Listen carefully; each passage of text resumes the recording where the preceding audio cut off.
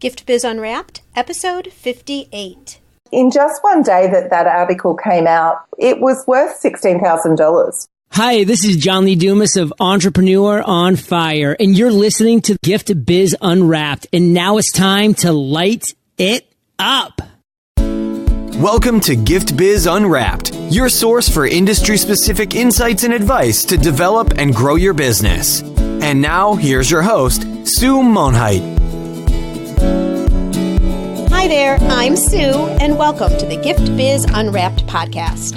Whether you own a brick and mortar store, sell online, or are just getting started, you'll discover new insight to gain traction and to grow your business.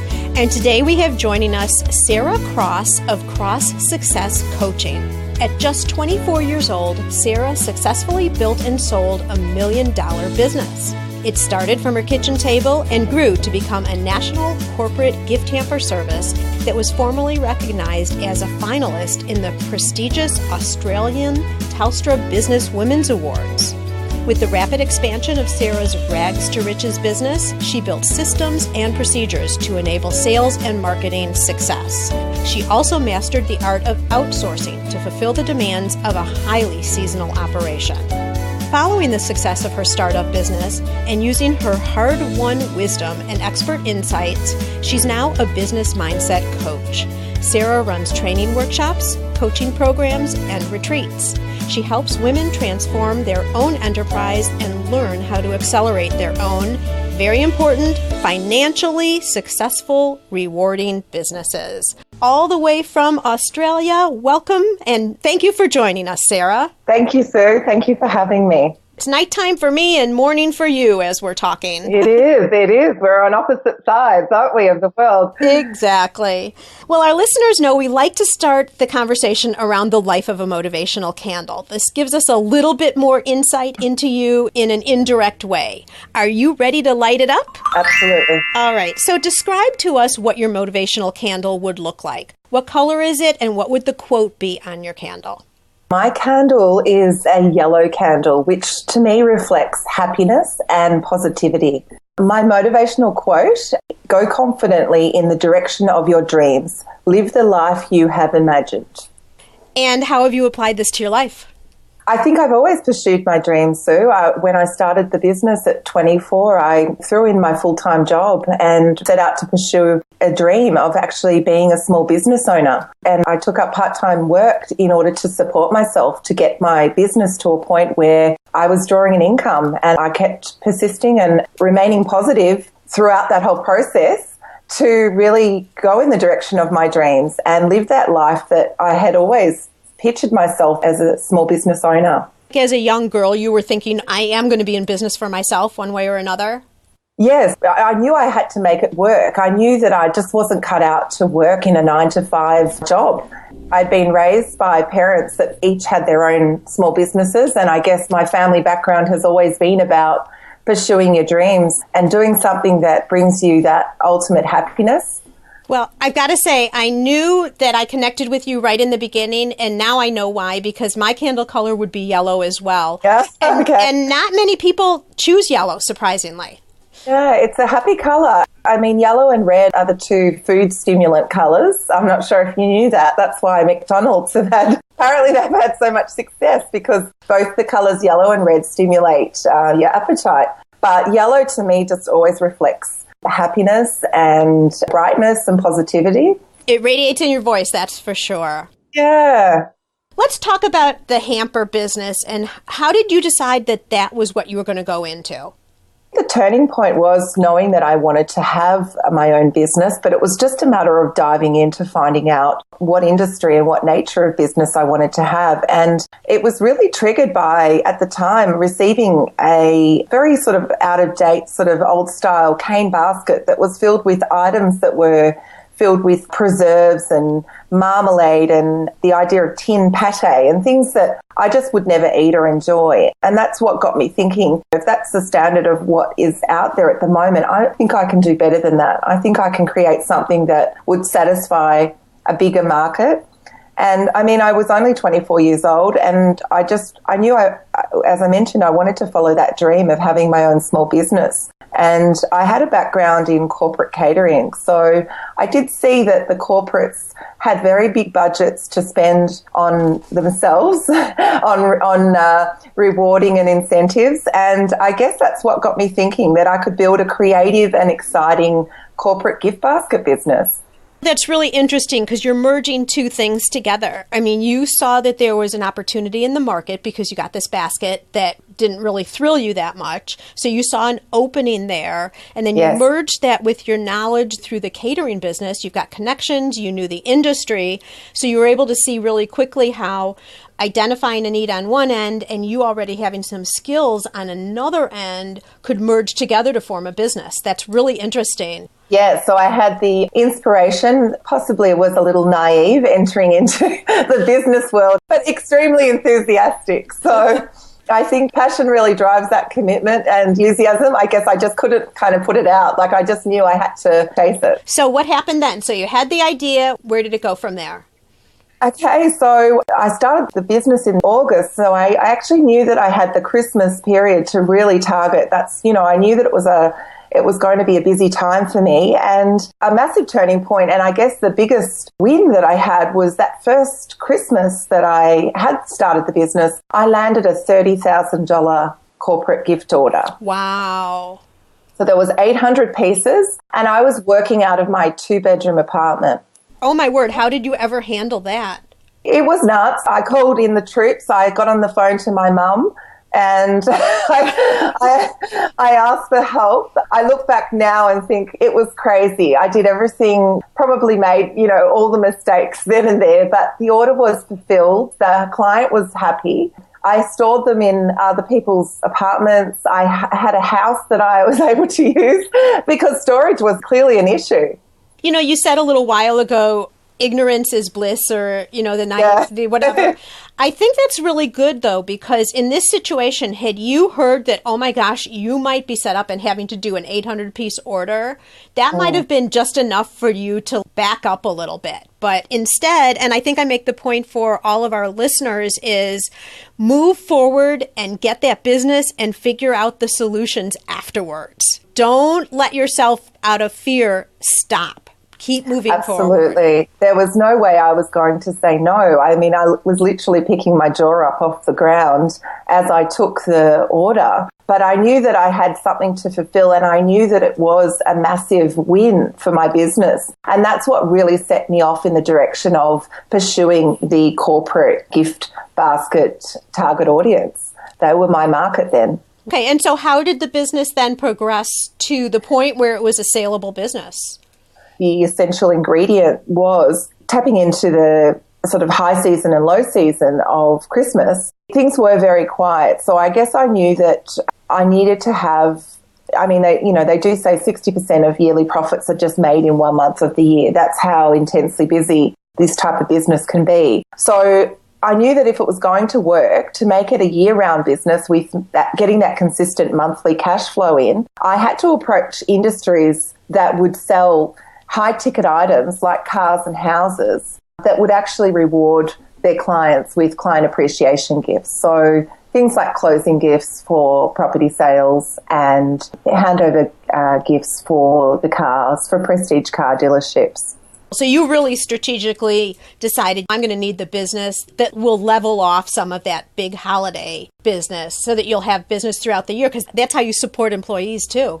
Exactly. When you start to expand, and I went to 3 different warehouses, so over the course of my 10 years, because I kept on outgrowing the space. So to meet the demand of that and having all the fixed costs that I needed to cover, I knew that I needed that consistency each month. I couldn't rely just upon the Christmas trade only to survive until the next Christmas. Right. Let's stick with the hamper business just for a minute. Can you talk to us about something you wished you would have known before you got started? Maybe a rocky time that you had to, there were problems you had to figure out, just some type of advice for any of our listeners who might find themselves in that situation. I think it comes down to the struggles.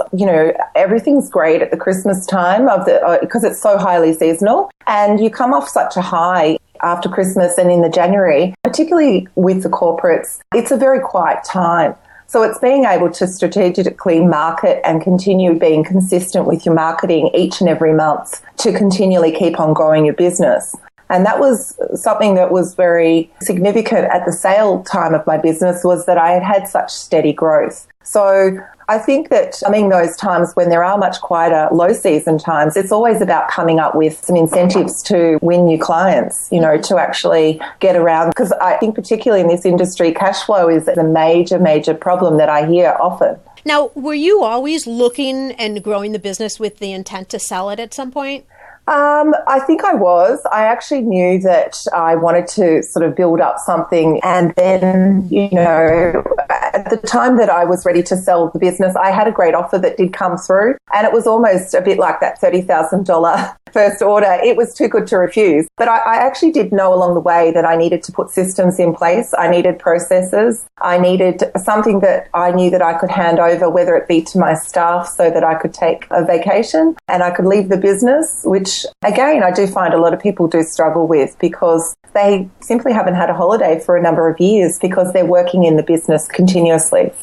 Right, and you're talking about the systems and processes, which is going to lead into what we're going to talk about in the future, but that was pretty much what you're calling the saving grace for you. Yes, I believe so. Having those out and in a procedures manual and having a good sort of systems in place just ensures that the quality control is there so that I could actually not always have to be working in the business. I could actually work on the growth of the business. Right. Well, Gift Biz listeners, I just want to underline a little bit of what Sarah said here now, and I think it's really significant, whether you're looking at growing your business for a future sale or not. And that is the systems and processes that you put in allow people to be able to continue running your business. And it might not, vacations, oh my gosh, we all know we need them. But what if there's an emergency in the family, or heaven forbid you break your leg, or, something happens where you can't be in the business? You want that insurance or bench strength, if you will, that the business can continue going for a medium amount of time, not just like a week, just in case. And that also sets Sarah up for a saleable business, because if you're looking to sell a business, those systems and processes add so much value. And I'd say, Sarah, differentiate you from possibly other businesses another buyer might be looking at. That could tip someone over the edge into your field because you've got all the systems already set up. Exactly. And I think that probably really came home to roost when the purchaser made the business. That was a passing comment, that they felt that they could step into my role and that they were very confident with the staff in place and with the systems in place that they could actually basically take the ball and run with it. Right. Not a huge learning curve for them and a potential dip in revenue. Exactly. That was kind of stabilized given the system and processes. The other thing that you talk about that I'm sure made your business very attractive is that there was more of an even revenue stream. It wasn't so up and down. Exactly. Like a hamper business could be. Well, yes.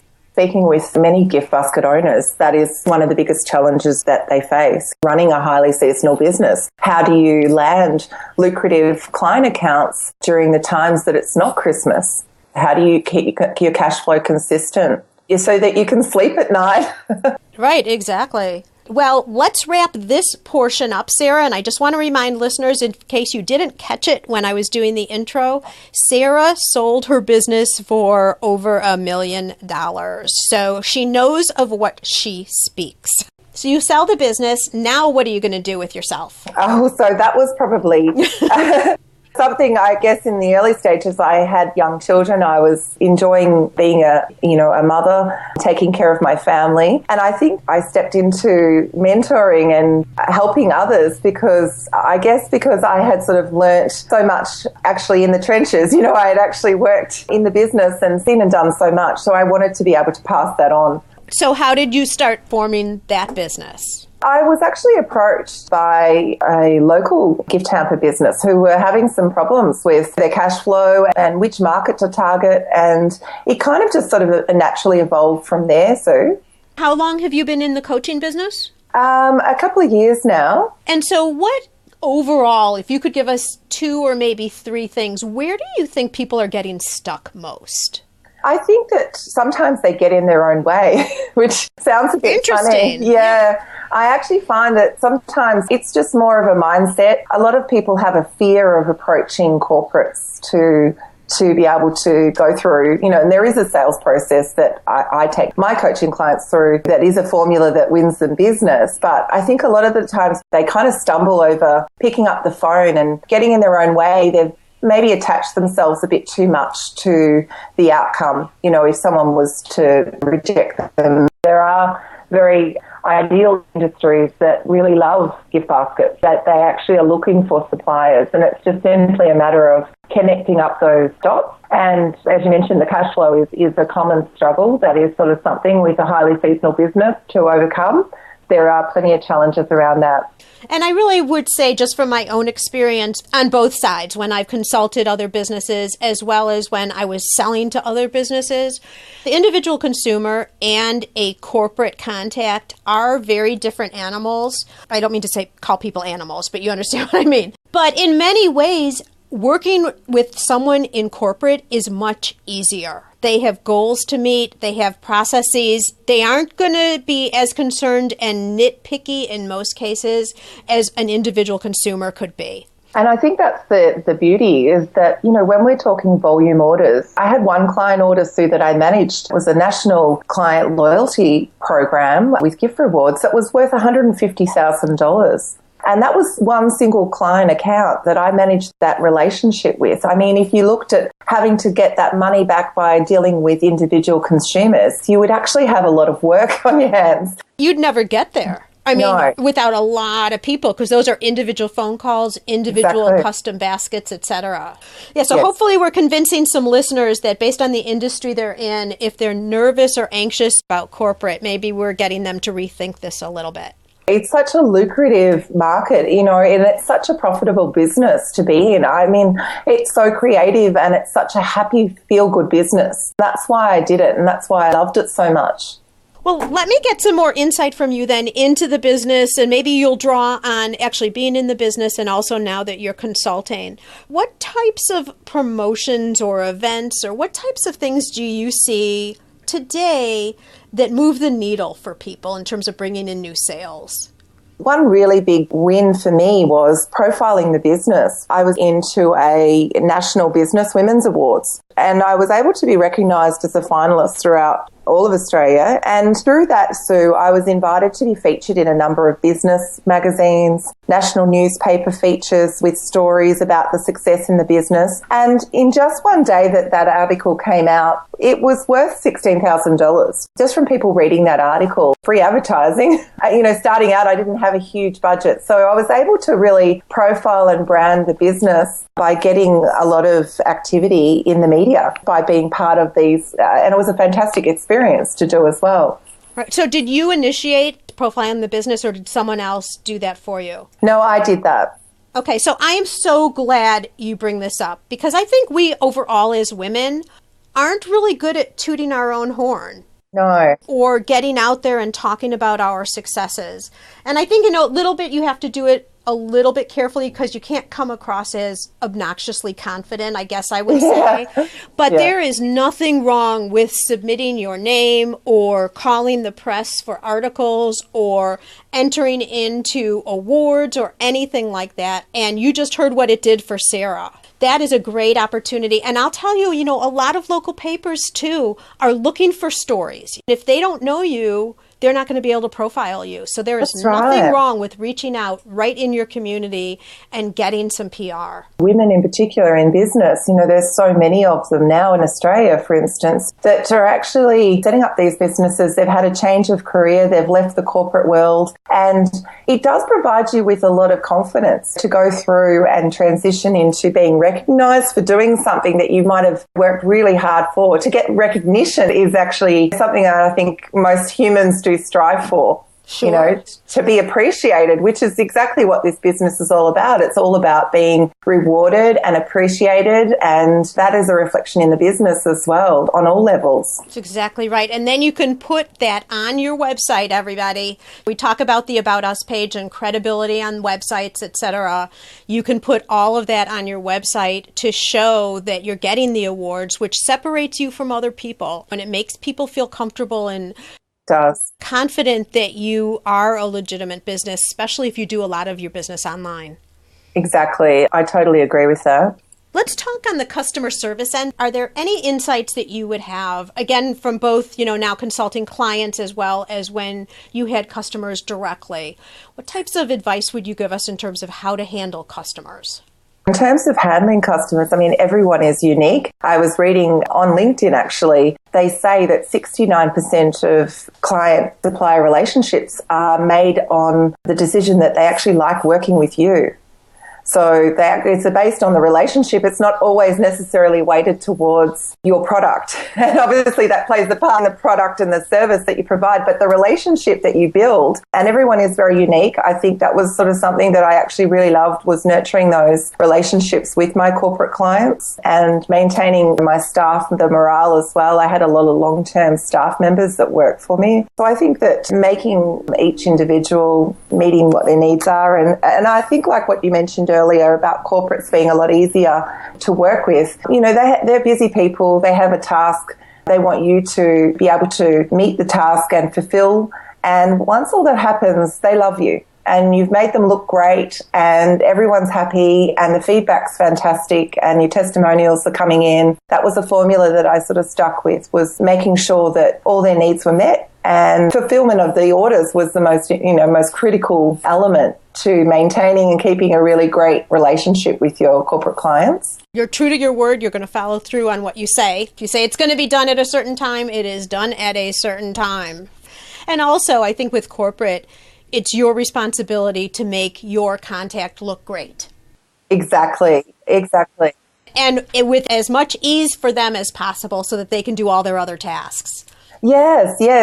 Transpiring across to now who my gift industry coaching clients, predominantly, Sue, they all tend to be just fantastic women to work with. They're all about building up their own giftware business with aspiring dreams, but at the same time, they're also busy mums looking after young families, the demands of children, raising children. And I think it's important to remind them that they are doing a really great job, wearing many hats and juggling so many daily responsibilities. Absolutely. Not everybody needs to be growing $1 million business either. That's one of the things that's nice about going into business for yourself. A quarter of that, or even less, could be what you need and what you want, because you balance lifestyle against income, against being able to be with your children, all of that together. So success is very unique to every single person. Absolutely. Obviously, the money part is a fantastic reward, because it does obviously provide you with the benefits of lifestyle. Right. You have more, it makes allows you more choices. But the beauty of working for yourself is that flexibility that you mentioned, around family, around children, and when it's time for school vacation and school breaks, that you can actually work the hours that are going to fit in around your family responsibilities as well. Couldn't agree more. And through all of that interweaves the whole idea of relationships, that we were talking about earlier. So really important. Yeah. Okay, Sarah, I'm going to move on now into our reflection section. This is a look at you and different specific things that you're doing in the course of the day that make you successful. We've talked a little bit about the fact that you knew you were going to be an entrepreneur way from when you were a little girl. But what other trait do you think you have besides that positive yellow candle and optimism and all of that? What else is innately inside you that's helped you to be successful? Well, I guess, the positive mindset is probably the biggest thing, followed with just a dream, just with the desire to pursue that dream, just that burning sort of drive that I actually had recognized, that I wanted to be my own boss, that I wanted to have my own business. And look, there was certainly I experienced challenging times. That's where having a positive mindset and having an end goal in your mind that you can kind of tell yourself, what you want to believe. And there were challenging times with running a big business, and I also was managing an autoimmune disease. So there were certainly days that I just felt like I just couldn't get out of bed. I couldn't get dressed. But I just always believed that having that strong-minded, positive mindset and having those goals and wanting that lifestyle for your family, they're the biggest drivers in getting you to succeed, getting you to reach those goals that you set. Wonderful. So you jumped right in here with a little bit of a health issue there, right? Yes. And I know, I mean, all of us, when we're younger, we think, oh, not me, nothing's going to happen, right? Do you care to share any more? You're not on the personal end necessarily, but how did you overcome that and continue to be able to grow your business and just dive through with that? Because I was hit with, quite a serious illness, I was really sort of propelled the processes and systems. I knew that the staff had to basically step up on days that I wasn't well enough to be working. And so I actually knew that I needed to build a really sustainable business, and I needed to also be able to outsource. I needed to be able to recognize that I couldn't do everything. And I actually did a lot of outsourcing of labor in order to continually grow the business, but I also had to look after my own health as well. Sure. I'm going to move on now just for time purposes. Sure. What tool do you use regularly in your daily life, either business or personal, so that you stay productive or you create some type of balance? Well, I'm a really big one for writing out daily to-do lists. I have actually quite extensive to-do lists, and I've sort of done that for a long time. I find it's better to get it out of my head onto paper, so I can sort of prioritize what's urgent, what can wait. There's many great tools that I do use Asana and Basecamp.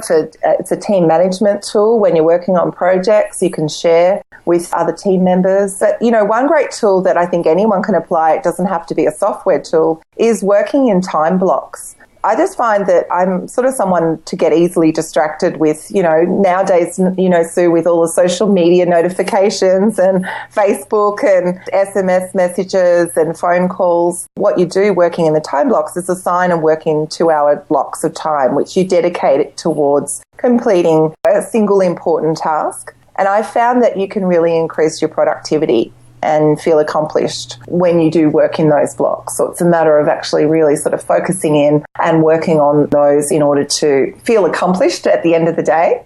So in time blocking, you take a specific task, you dedicate a certain amount of time to it, and by golly, it's got to be done by that time. Exactly. Yeah. So you're really focused. Yeah. And you do actually feel then that you've been very productive, because I know that it's so easy to get distracted and sort of start jumping around doing all sorts of different things. People are sort of, like I mentioned, on the social media, checking emails, then going back and writing up some content and packing an order. And then they sort of realize that they haven't actually really achieved a great deal that day. Right, exactly. I totally agree. The other thing I really like about what you said is writing down to-do lists. It's not any electronic checklist or anything. There's some satisfaction between scratching off that one item as you go down. There's something about just the tactical ability to do that that's awesome. Yeah. A click on a computer just doesn't do it. No, I agree. I'm a bit of an old school pen and paper. The end result is the most important thing, I guess, is what I'm trying to say there. Absolutely. All right. Have you read a book lately that you think our listeners could find value in? Yes, I have. The book that I love is called The 4-Hour Workweek, and it's written by Tim Ferriss. He's an American guy, and it's all about being highly productive, outsourcing tasks that you can train others to complete. And ultimately, it frees you up to do more of the things that you do like doing and that you're really good at. I've read that book too, but I think it's a little bit crazy to think that you could possibly work only 4 hours a week. And I don't know many people who would really only want to work 4 hours a week. Right. But he has some great ideas in there. I haven't read it for a while, but I remember I really enjoyed it. When you sort of need someone to do the background work or the admin work, or knowing that you can tap into, there's so many avenues for resources and, for outsourcing, so that you can do all the more of the things that you do like. He goes off and learns a new language, or he goes off and does, I think it's boxing, or he does something that's not even work related, because he's simply outsourced his entire business. Yeah, it's a great book. So Gift Biz listeners, just as you're listening to the podcast today, you can also listen to audiobooks with ease. I've teamed up with Audible, and you can get an audiobook just like the 4-Hour Workweek for free. All you need to do is go to giftbizbook.com and make a selection of that book or any other book you'd like. Again, that's giftbizbook.com. Okay, Sarah, I would like you now to dare to dream. I want to present you with a virtual gift. It's a magical box containing unlimited possibilities for your future. This is your dream or your goal of almost unreachable heights that you would wish to obtain. Please accept this gift and open it in our presence. What is inside your box? Oh, inside my box, there's many magical things. I would probably say that inside I've built a global giftware coaching business. I'm guest speaking around the world at industry events and workshops, and I'm traveling to lovely overseas locations, hosting business retreats for giftware businesses, and just continuing to help grow thriving enterprises. That sounds wonderful, and it sounds like it's just building up what you've already started. So the seed has already been planted. Yes, I think so. It's a slow burn, and I think that it's definitely where I can see myself going, and something that I know that would really bring me a lot of fulfillment and happiness, being able to continue to help other gift basket giftware business owners to build that dream life and build that dream business. That sounds spectacular, but you do know what that means. A lot of hours in the air flying around. Yeah, and I'm happy to do that. I'm a very avid traveler. Wonderful. Well, good. I will see you in the States soon then. Yeah. So how could our listeners best get in touch with you? On the show notes page, we'll have the website and Facebook pages, all the links. But if there was one place that you would direct everyone who's audio right now to go to, where would that be? Okay, so I actually have a free cheat sheet to give away to your listeners today, a little gift. Wonderful. It's a free cheat sheet about how to attract lucrative corporate clients and triple your sales instantly. They can get that freebie at www.sarahjcross.com/get-freebie. Get freebie. So that's just only available. It'll be up for a little while. If they want to log on and go in there, they can actually download their free cheat sheet to learning how some steps to start landing some lucrative corporate accounts. Well, it is May 10th, 2016, everybody. So if you're listening within several months from now, maybe it's still up, but don't delay, because you heard that Sarah says she'll take it down at some point. So this free cheat sheet is available at sarahjcross.com/get-freebie. And if you're listening after it's already been taken down, I would just jump over to this show note page, go onto her website, because my guess is she'll have some other things in the offerings as well at that point. I've got lots of other things, yeah. Lots of things. So, Sarah, thank you so much. This has been really interesting, and you've brought up some points that I don't think we've talked about before. So I really appreciate the insights, your story about growing and selling $1 million business right in your 20s is spectacular.